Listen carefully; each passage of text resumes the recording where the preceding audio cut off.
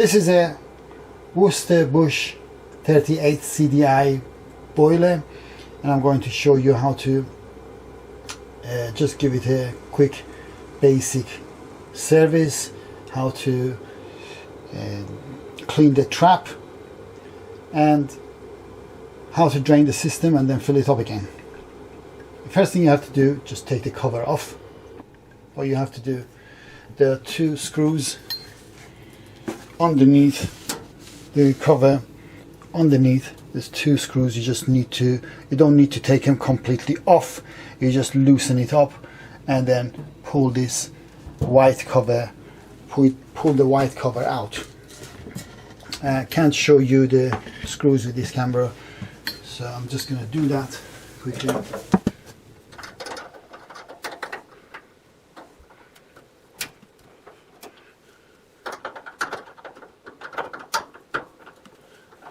Just on the two edges of the front, you can see the screws. All you have to do is just loosen it up, and the top of the boiler is clipped. You just need to pull it out and then pull the whole thing out. Is the cover coming out.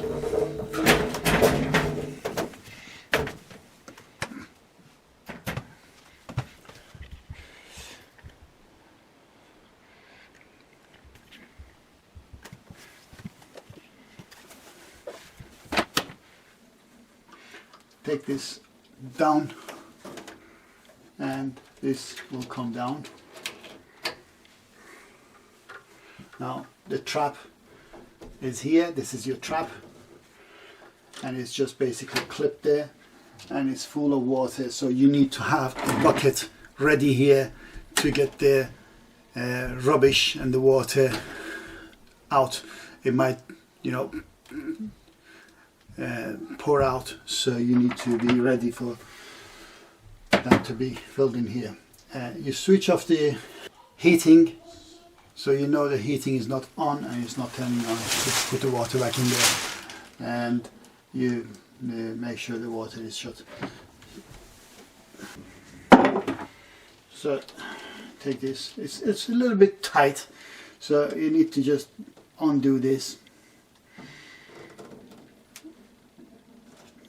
clamp, and there is another one on that side.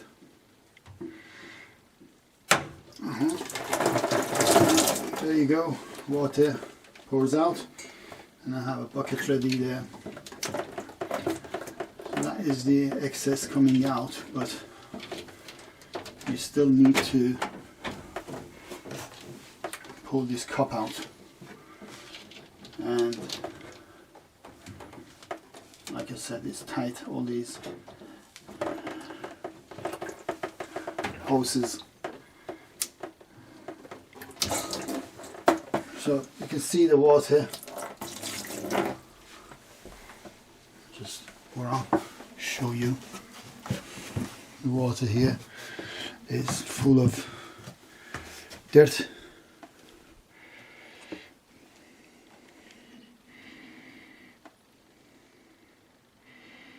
You can see the sludge here. If I put my finger there, you can see it's all sand. You see that? This is not good for your boiler, so we need to dump this all out, clean it up and put it back in there. So I'm just going to go empty this out and then I'll tell you what to do. Okay, we cleaned up the sludge and all the sand and all the calcium and lime scale out of this. It was really bad. Up to here was full of sludge and lime scale powder, and so it's cleaned up. We put it back in here where it was, so you can just go there if you can. If you can't, go from underneath and put it back there. this part of the plastic cup holder is taller than this side, so you need to put it the right way. If it's not the right way, it won't go. It just won't go in there. It won't hold it. So make sure both sides clamp in.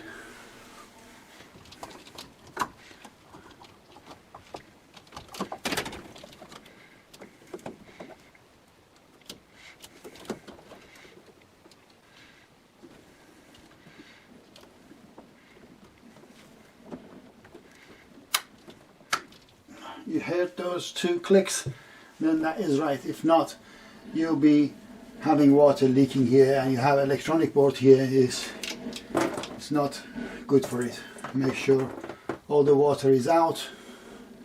If any excess water anywhere around there, just get a rag and clean it up, which is what I'm going to do now. And after that, I have another video showing you how to change the electrodes, but this is fairly new.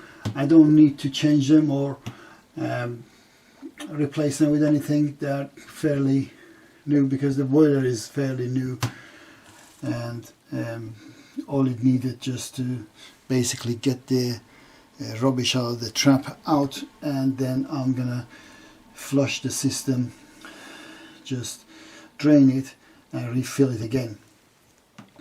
Other than that, you could have a look at that other video I have at the end of this video, which shows you how to replace the electrodes and how to clean up that area of the heat exchanger.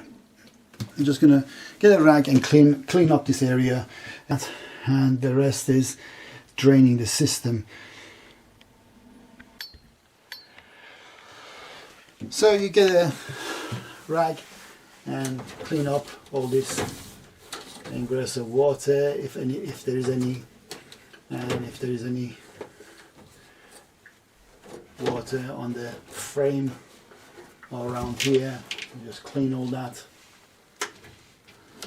on the pipes, on the cables, wires, everywhere.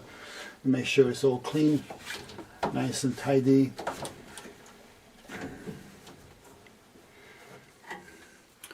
And give a good clean around here.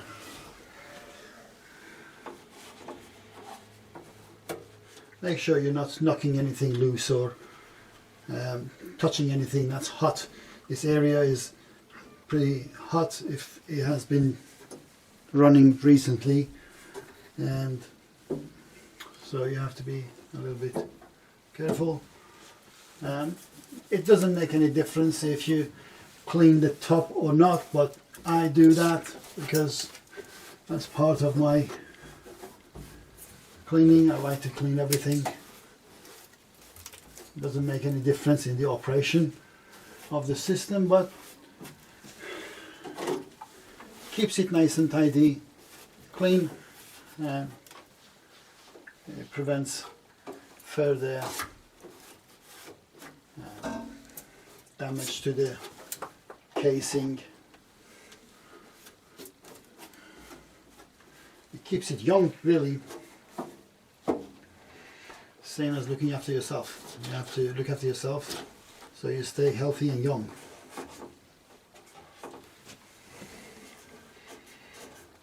Don't clean all this dust. The fan starts blowing and running, and the dust goes into it. It, you know, shortens its lifetime. But if you clean it and there's no dust there, there's not going to be many problems. And people doing the service, they don't do these things. Usually they just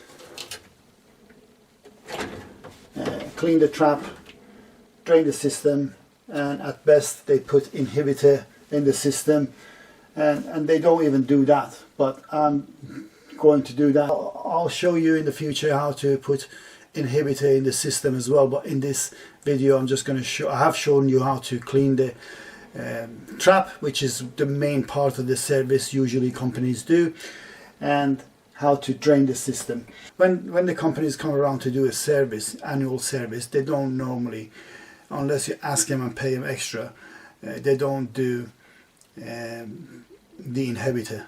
They don't put inhibitor in the system. And they don't clean around here, but I clean that because, like I said, there is dust here, there is things there that can in long run cause damage. Damage to the frame, damage to the body, cause rust, you know, if there's water there, cause dust going into the fan and fan blowing it around.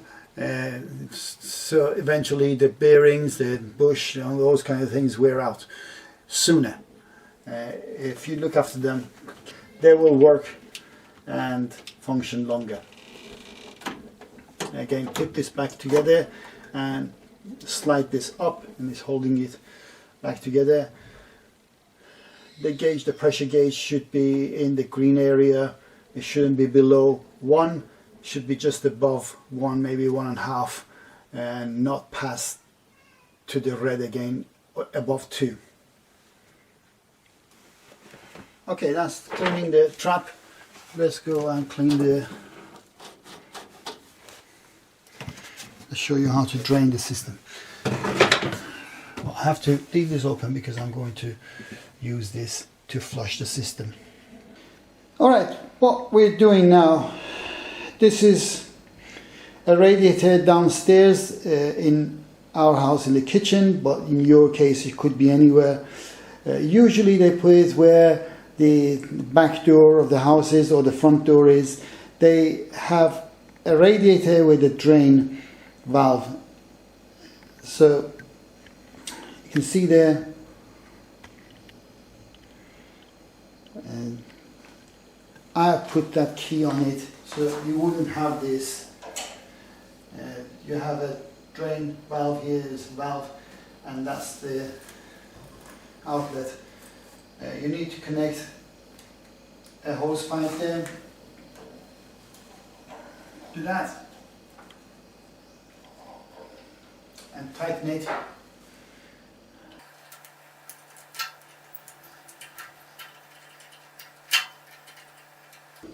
Come out of here. So what we're going to do, we put this hose pipe outside. The other end of this hose pipe will go out into the drain. You could just keep opening this tap and putting a bucket maybe underneath and keep emptying it, but it's going to be a lot of work. So you might as well put a hose pipe. If you don't have a hose pipe, that's another option. Put a hose pipe, put the other end outside in the drain, and then keep opening this, let the water go out.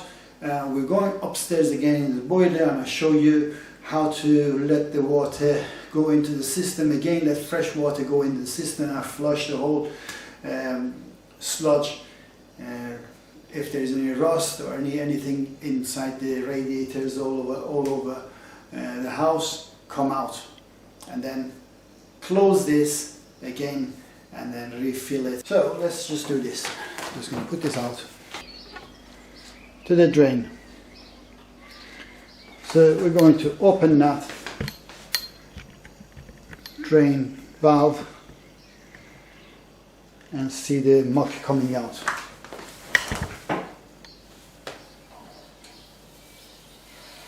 Make sure the heating is off again, like I said. You can hear the water running and it's coming out here.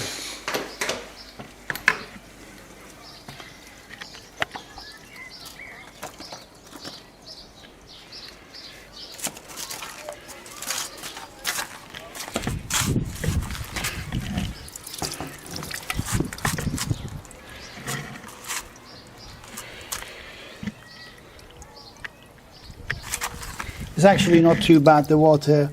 Sometimes when you drain them you can see rusty water, red water coming out, but it's not actually too bad. So I won't really need to keep flushing.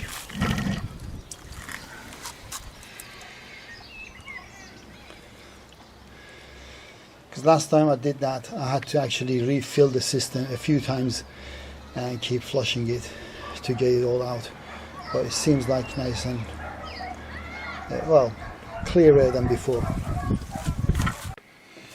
Okay, to fill up the system, now you can see the pressures come down to 0, and to fill up the system there is a valve right at the bottom. It's got a blue tap. Let me show you better. It's got a blue tap here. If you pull it down, it fills up the system. And what's happening now, the gauge shows a little bit going up, but not much, because we've got that drain open, and so whatever water is going to the system is now going out, which is what we want. We want to drain. We've already drained it mostly. We want to flush any remnant of bad rusty water out. You just keep doing this, and this is how you fill the system. You just after you close the drain tap and the bleeder, you keep opening this till the gauge goes up to the green, and then you start bleeding the system. I'll show you how to bleed the system as well.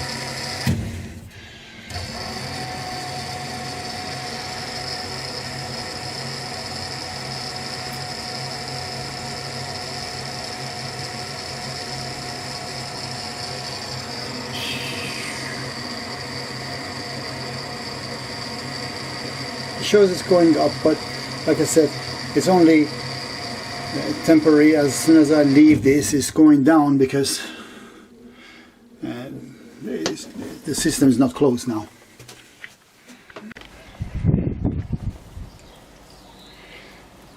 Okay, the system is still draining.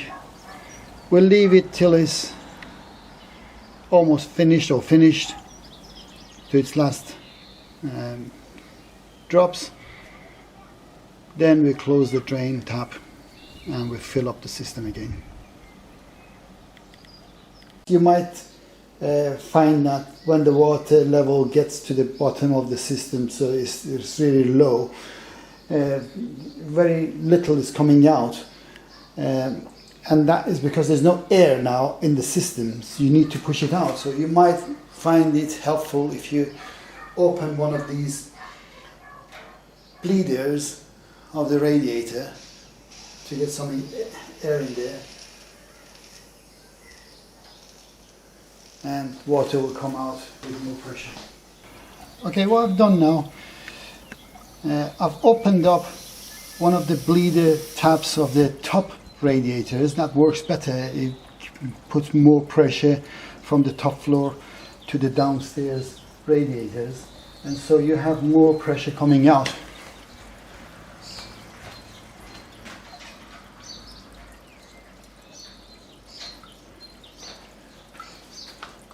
But you have to bear in mind, you only open one top radiator's bleeder valve and close the downstairs that you'd opened before. So I'll just close that, because the pressure will be too much and it will probably splash water out of that bleeder as well.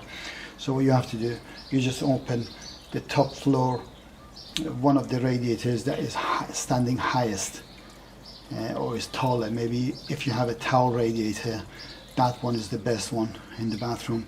You open the bleeder on that one, so the more air and pressure comes, pressurizing the water from within the system and pushing all the water out. And you can see more pressured water is coming out now, and that is cleaning the system. Once it's all done, then we can close that bleeder, or if you have somebody up there watching that radiator, and then you fill the system. When the system gets full to that level, that the water is coming out of the bleeder from that top radiator, then that person can shut that bleeder, then you get the right pressure in the system and you start running the system for a little bit and then bleed the system, start bleeding the system. Alright, the system is finished draining now. You can see only the last bits of water coming out. So now we can go ahead and shut the drain valve and fill up the system and then bleed the system. Alright, I'm going to shut the drain valve with this key. All you need is a key, you don't need any special tools. Radiator key, sold at hardware stores. It's only a couple of pounds. And this is the water you just squirted out of the bleeder when I opened the top radiator's bleeder. I should have shut this first and then open that one, but not a big major deal. Then we take this hose pipe out. And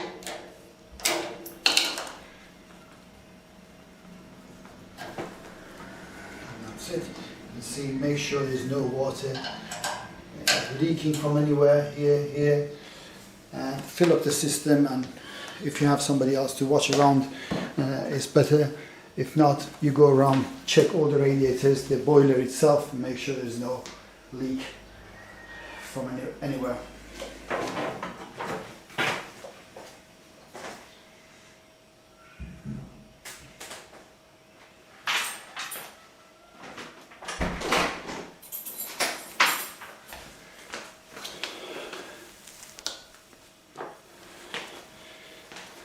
Right, we're going now upstairs to fill the system. Okay, this is a towel radiator on the top floor. This is what you have to do. That's the bleeder on top. I've actually got it open at the moment, but I've got this key ready there, and I've got a person here.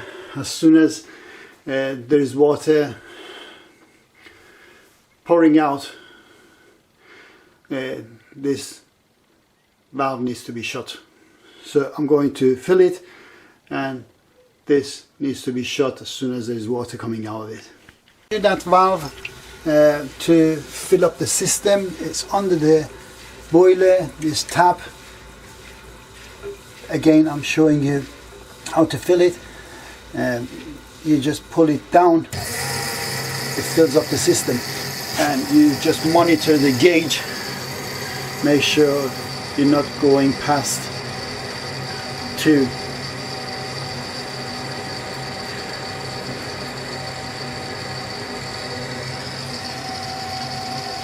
And make sure there's no leak anywhere.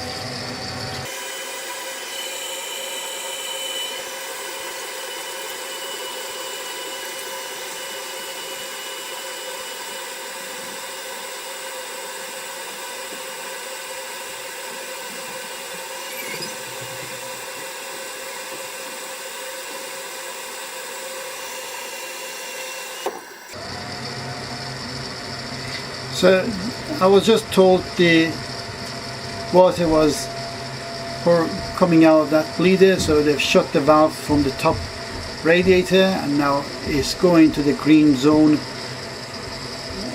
right above 1. So I'm just going to go a little bit above because we'll have to air the system, and I know there is air in the system every time you fill it. Now when you do that, the pressure comes down a little bit, and you can hear the noise of the filling the system is changing. It just means that system is fuller.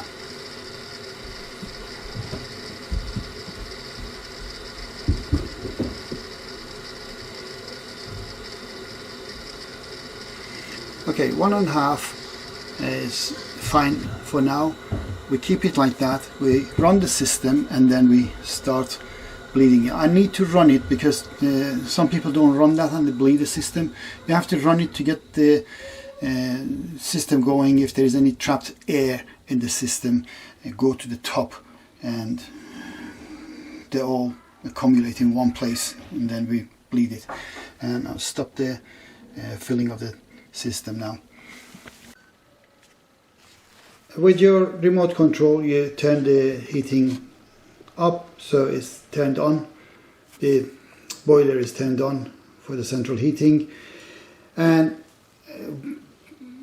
as you're checking around to see if there's no leak or any problems, make sure the radiators are getting warm. Just check around the radiators, all around the radiators, and make sure that if you have thermostatic valves, they are actually open. They're not, you know, on low temperature like 1 or anti-frost. So just put it on maybe 2 or 3 and make sure it's getting warm from the bottom. Usually it gets warm from the bottom to the top, and if it's the other way around, if it's the top getting warm and the bottom is getting cold, it's because either there is trapped air in there or your radiator has a lot of sludge in it. It needs actually taking out and flushing it out individually. And I have another video showing you how to flush the radiators as well, and also another video show you how to change the electrodes. Watch to the end of the video and you'll see the end screens popping up. Alright, if the radiators are not getting warm, there is trapped air in the system, especially the top floor. So you need to go up there, and the heating is on, but they're struggling to get warm, and so you need to open the tap, the bleeding valve. You need to usually have a cup ready to catch the water, but I'm holding the camera and this as well, so I don't have more than 2 hands. You can hear the air coming out, and as soon as the water is coming out, then you stop it. So that's air coming out of this radiator. That's bleeding the system. You have to keep doing this with every radiator and monitor the pressure gauge of the boiler so it doesn't drop below 1. Anything between 1 and 1.5 is good. Nothing more than 2. So you keep doing this. This is the way you bleed the system. You wait for the system to fill up again. You turn the system off. You can turn it on again after a few minutes, and then check all the radiators, make sure there's no air trapped in any of them.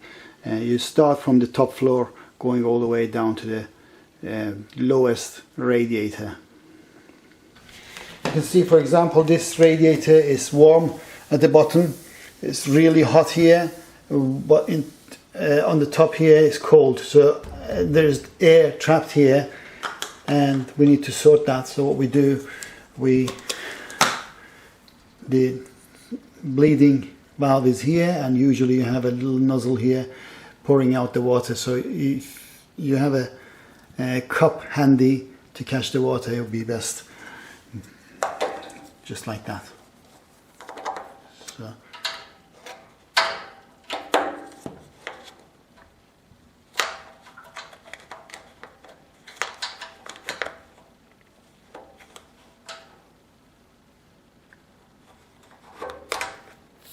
You can hear the air coming out.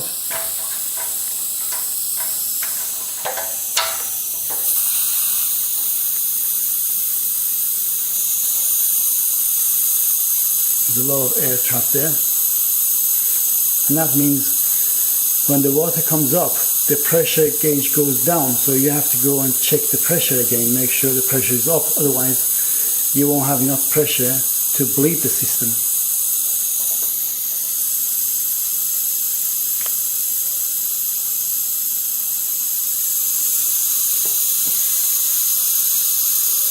There's a lot of air coming out. Water is coming out, then that's it. As soon as the water comes out, that's it, you stop it. And now you can feel straight away it's warm here already. So the whole radiator is now warm. Everything is warm. It takes a while from the inlet, from where the thermostatic valve is. It goes through the radiator this way, up and down, and goes to that end. So this end gets warm after this part is warm. So it's just like this, going up and down, and then to the outlet pipe. And this is getting warm now. So you keep doing this with every radiator. You just open it, bleed it, and keep going from the top floor down to the bottom, to the lowest level radiator. The indication is if the radiator is not hot or partly hot, then there is trapped air in it. And make sure, like I said, all the radiators are open. If they're not open, they won't actually flush the system. You can't flush the system. So you should have done that to begin with, to make sure all the radiators are open and the system is actually draining, not partially draining. So that's another radiator. You can see hot at the bottom, cold on top. Yes, there is air in there.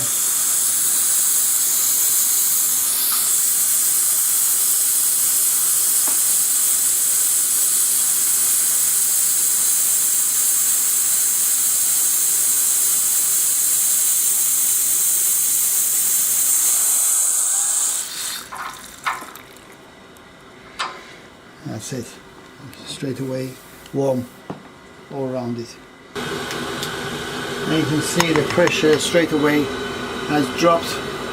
See, I've gone above 1.5. It's just over 1 now. All that because of that air that just came out. So I need to refill it.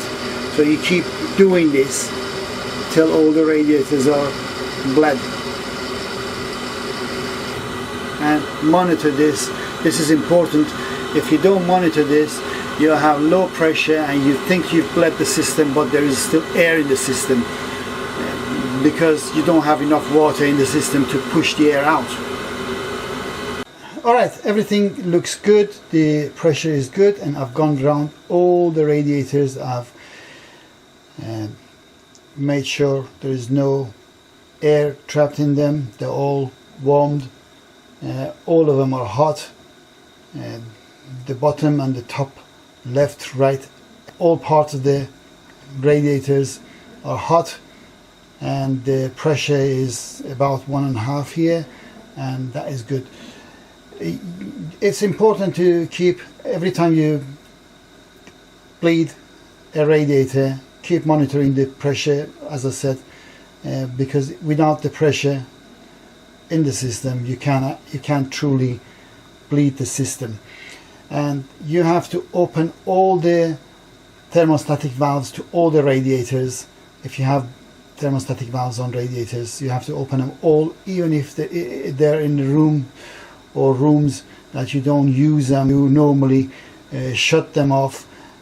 You need to open them, let the air and water go through them, let the system run properly, get all the radiators hot, and get the air out of all of them, not just the ones that you normally use, all of them, because you still have trapped air in them, and it seeps through from one radiator to the other. When you run the system, you find that you always have trapped air in the system. Every now and then the pressure goes down, every now and then you have to bleed it, but this way it makes sure that the whole heating system is bled and everything is good. Now we can stop the heating system and put the cover of the radiator, the boiler back on, and if later we notice any drop in pressure, we can again do a little bit of running the system and make sure there's no air trapped in any part of the system again. You don't need the cover off the boiler, I keep saying radiator, to do that. So you can put the cover back on safely.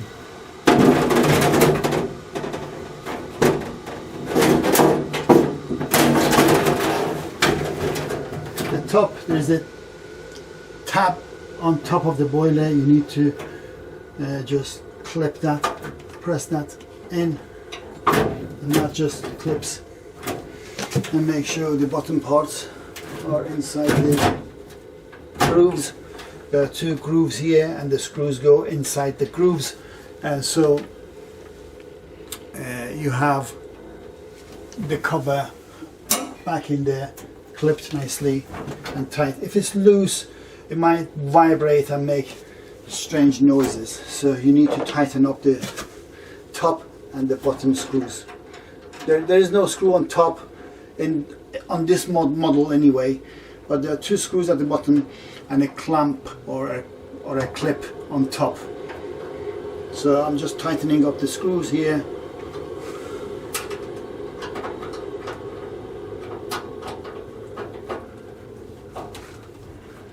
So we won't have any rattling noise or anything when the boiler is running. It's nice and sturdy and firm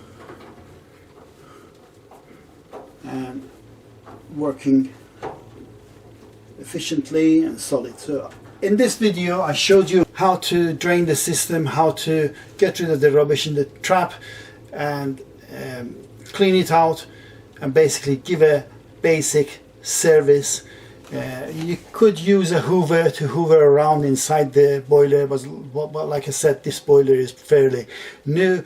It doesn't need that, but some of the older ones you need probably to have a hoover around, clean it out. And if you need to change the electrodes, if they're old, they're not sparking right, they're giving you errors, I have another video at the end screen of this video that shows you how to rectify that and how to change the electrodes, and also another video to show you how to flush any radiator with sludge in them individually, power flush them out.